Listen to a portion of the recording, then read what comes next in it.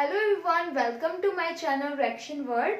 आज के वीडियो में हम देखेंगे about activation energy. Second we will see how activation energy change और we can say rate constant change in presence of catalyst. Third we will find out the activation energy of the overall reaction.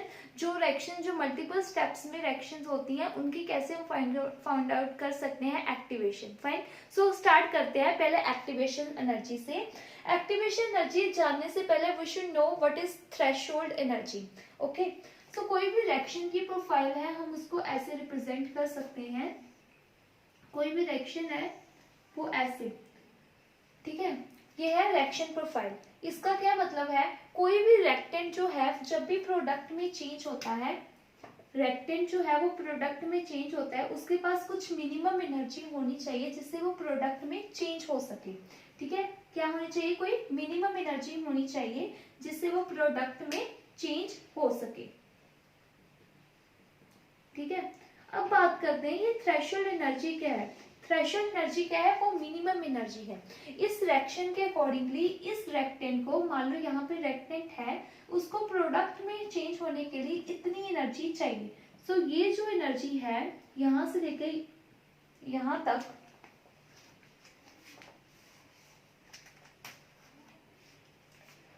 यहां से लेके यहां तक, इसको हम बोलेंगे threshold energy.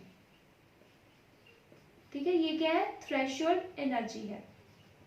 Fine, इतनी एनर्जी चाहिए रिएक्टेंट मॉलिक्यूल को रिएक्टेंट से प्रोडक्ट में चेंज होने के लिए। ठीक है, ये क्या है, प्रोडक्ट की एनर्जी, ये है रिएक्टेंट की एनर्जी। अब एक्टिवेशन एनर्जी क्या होता है, एक्टिवेशन एनर्जी क्या है, ये आप यहां से देखोगे, इतनी तो रिएक्टेंट के पास ऑलरेडी एनर्जी है, राइट। इतनी रिएक्टेंट के पास ऑलरेडी एनर्जी है, तो एक्स्ट्रा उसको कितनी चाहिए कि वो अपना बैरियर पूरा कर सके, वो है इतनी। ठीक है, सो ये वाली जो एनर्जी है वो क्या है, एक्टिवेशन एनर्जी। मतलब क्या है, एक्टिवेशन एनर्जी क्या होगी, extra amount of energy required, extra amount of energy required by reactant molecule to change into the product। ठीक है, required by reactant molecule to change into the product। ठीक है, ये होती है एक्टिवेशन एनर्जी। फाइन, अब ये होगी एक्टिवेशन एनर्जी फॉर रिएक्टेंट।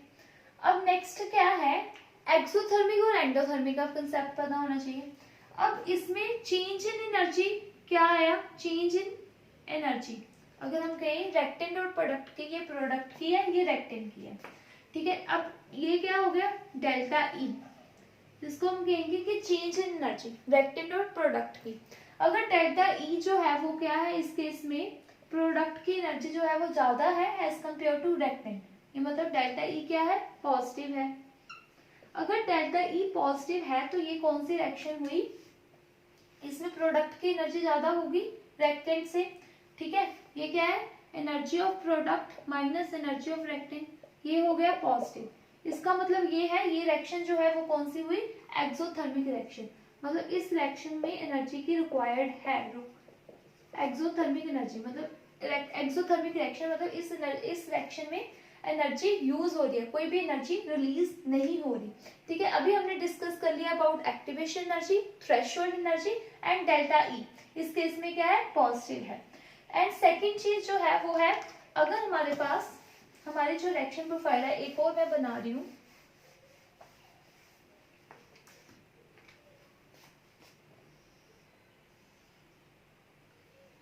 अगर ऐसे कुछ हो, मतलब ये अब प्रोडक्ट की एनर्जी है और ये अब रिएक्टेंट की एनर्जी है।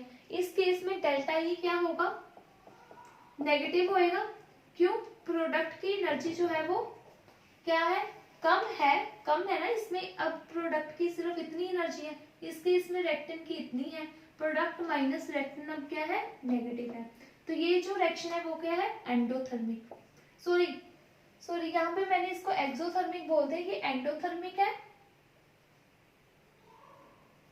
ठीक है, और ये जो रिएक्शन है वो क्या है, एक्सोथर्मिक, जिसमें एनर्जी जो है वो क्या हो रही है, रिलीज हो रही है।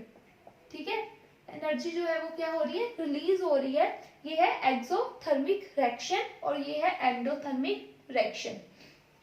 फाइन। अब एक्टिवेशन एनर्जी का क्या रोल है रेट को डिसाइड करने में। जो एक्टिवेशन एनर्जी होती है इस रिएक्शन की, इतनी एक्टिवेशन एनर्जी मतलब इतनी एनर्जी हमें बाहर से प्रोवाइड करनी पड़ेगी कि ये रिएक्टेंट जो है वो प्रोडक्ट में चेंज हो जाए।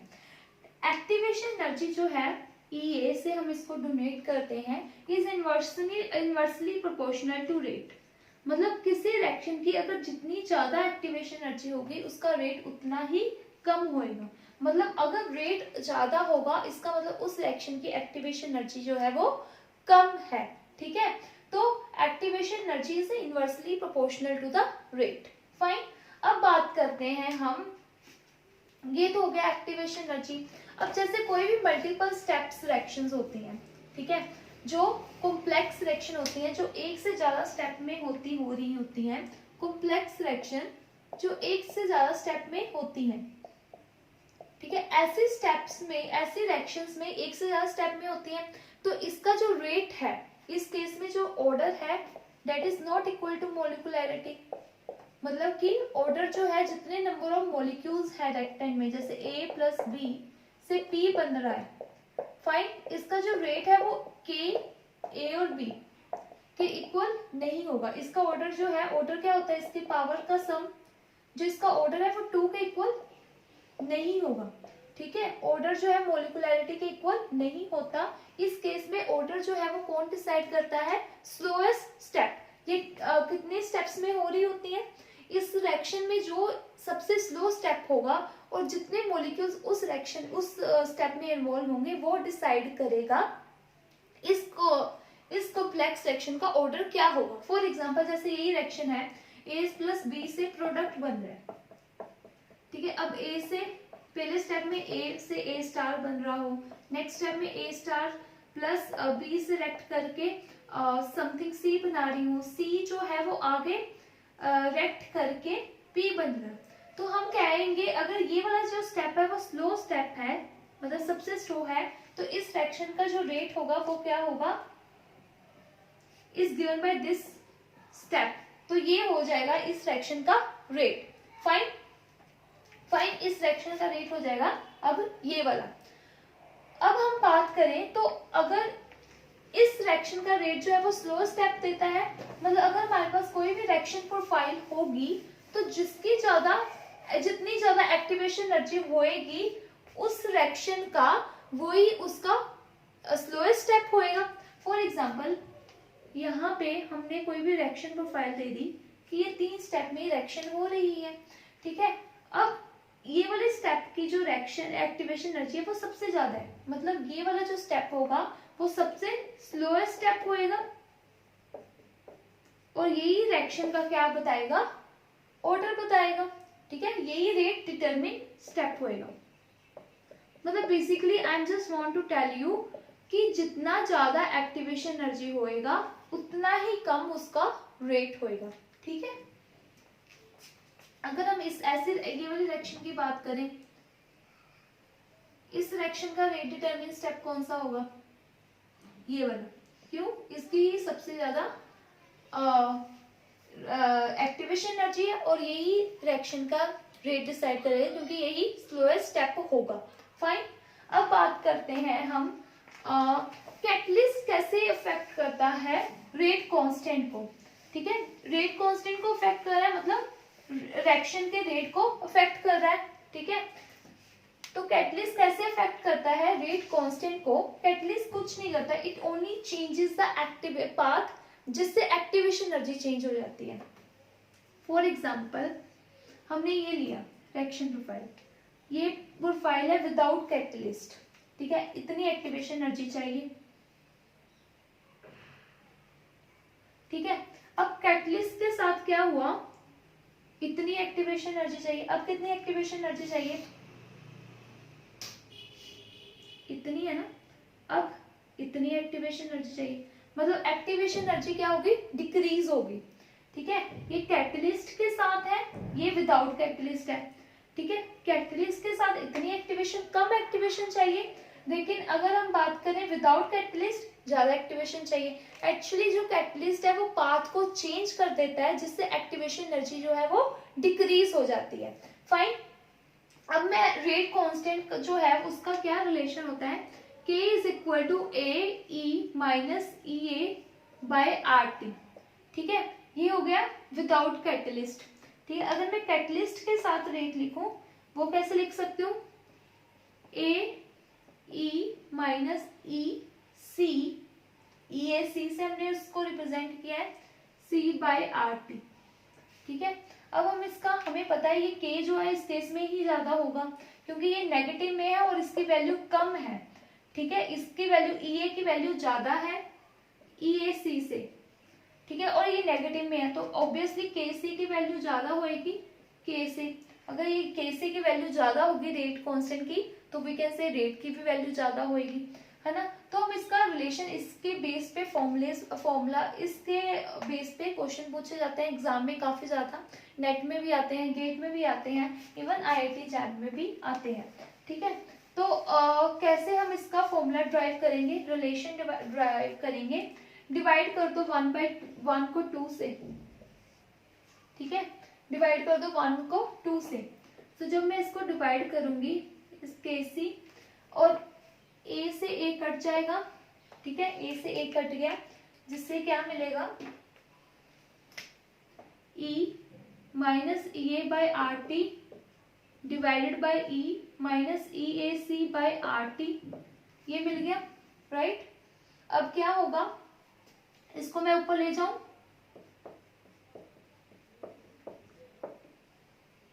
प्लस, सॉरी, जब मैं इसको ऊपर लेकर जाऊंगी तो वो प्लस में चेंज होएगा, एक्टिवेशन एनर्जी ऑफ कैटलिस्ट, इसको मैं डिवाइडेड बाय आर टी लिख सकती हूँ।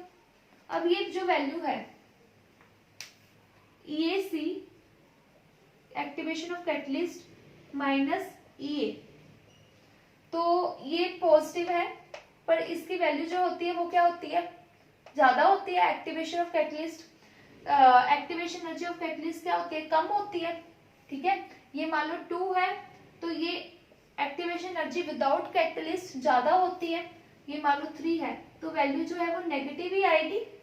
ठीक है, तो ये डेल्टा ई है वो क्या होगा, नेगेटिव होएगा। तो we can say k by K C is equal to E minus delta E by R T, तो जो वैल्यू है वो नेगेटिव आएगी।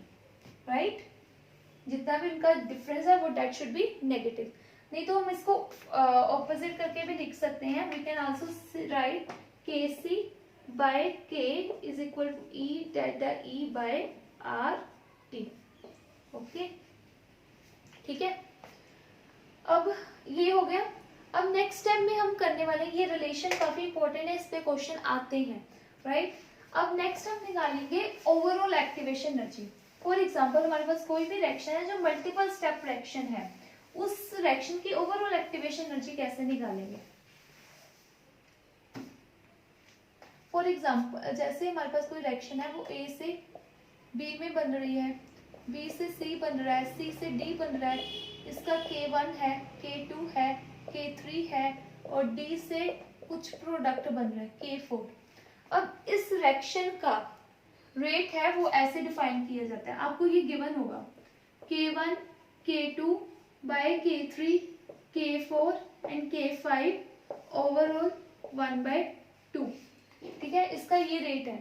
तो इसकी अगर एक्टिवेशन एनर्जी निकालनी हो ये पूरी रिएक्शन की, क्या एक्टिवेशन एनर्जी रहेगी ओवरऑल एक्टिवेशन एनर्जी निकालनी, तो कैसे निकालेंगे, उसके लिए हम क्या करेंगे, पहले एक लॉन्ग मेथड देखेंगे फिर हम इसकी ट्रिक देखेंगे। ओके, तो आपको ये लॉन्ग मेथड याद रखने की जरूरत नहीं है, जस्ट आपको बताने के लिए कि कैसे आया है।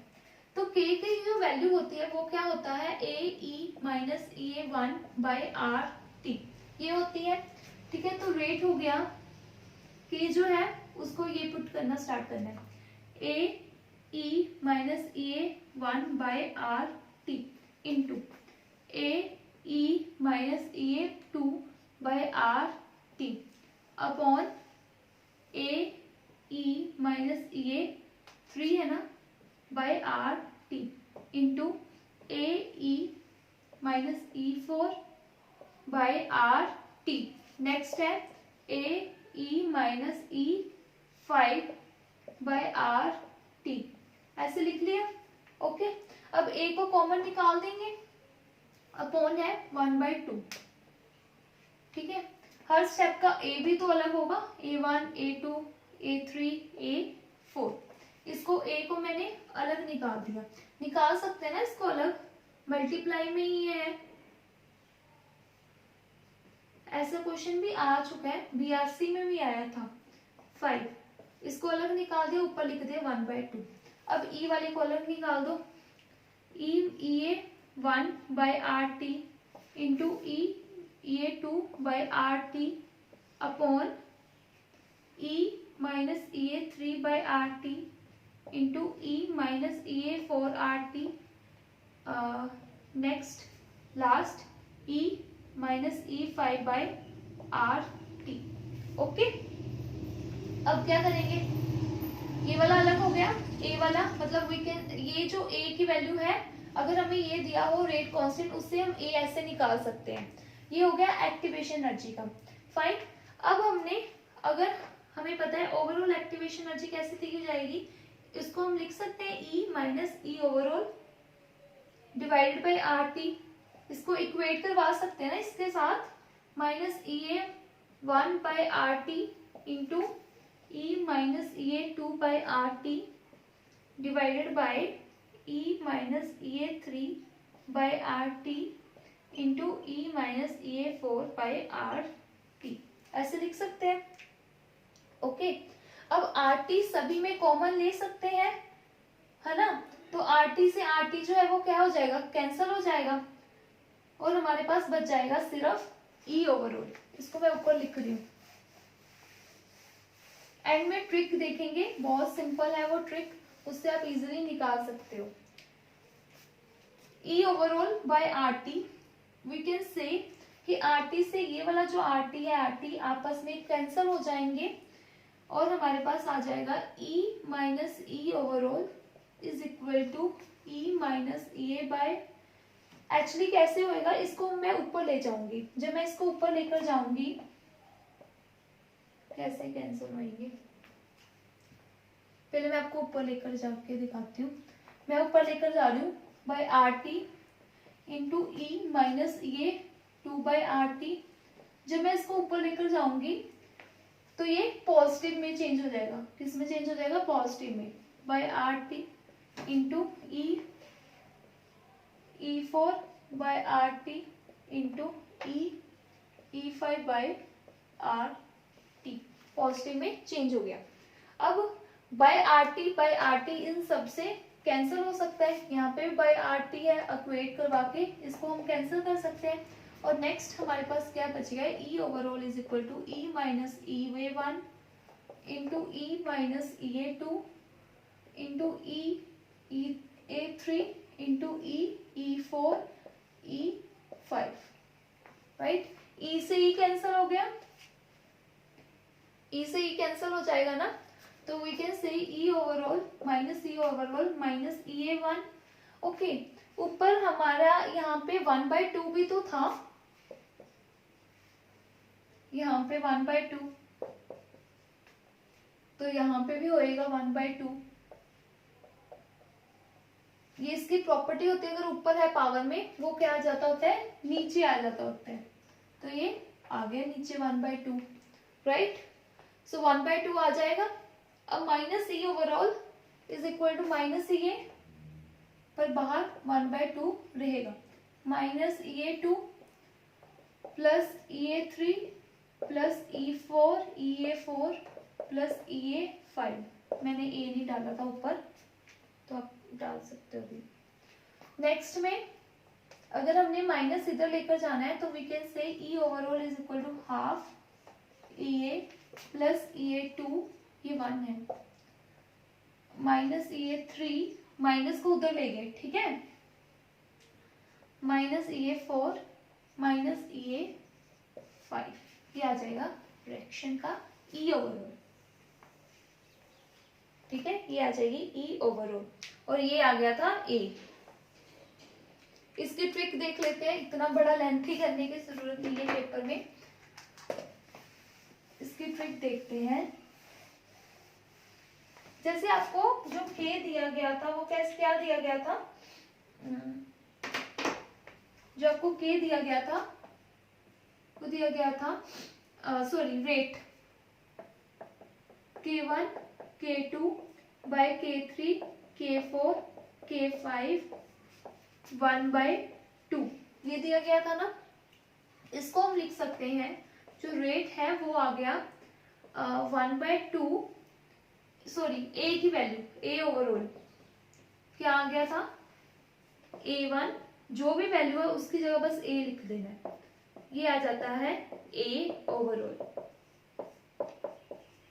ठीक है, इसको हम बोलते हैं कि ये आ गया a ओवरऑल। ठीक है, नेक्स्ट अगर हमने एक्टिवेशन एनर्जी बतानी हो वो कैसे लिख सकते हैं। एक्टिवेशन एनर्जी के लिए क्या करेंगे, जो 1/2 है इसको हम आगे ले आएंगे। ठीक है, और ये जो लिखेंगे इसको लिख देंगे EA1, ऊपर है तो पॉजिटिव, EA2 नीचे वाले को negative, EA3 minus EA4 minus EA5, ये आ जाएगी इसकी एक्टिवेशन। जो ऊपर है उसको पॉजिटिव लिखेंगे, हाफ को आगे ले आएंगे, plus EA2 minus EA3 minus EA4 minus EA5। ठीक है, ऐसे लिखेंगे। अब नेक्स्ट चीज है, अगर मान लो आपको आगे दिया हो, ऐसे कुछ दिया हो, तो इसकी भी एक्टिवेशन एनर्जी सेम ही रहेगी। ये वाले 2 को आगे जो इसका कोफिशिएंट है उसको कंसिडर नहीं करना। ठीक है, इसकी भी एक्टिवेशन एनर्जी यही रहेगी। फाइन, अगर और इसका जो A है वो भी यही रहेगा।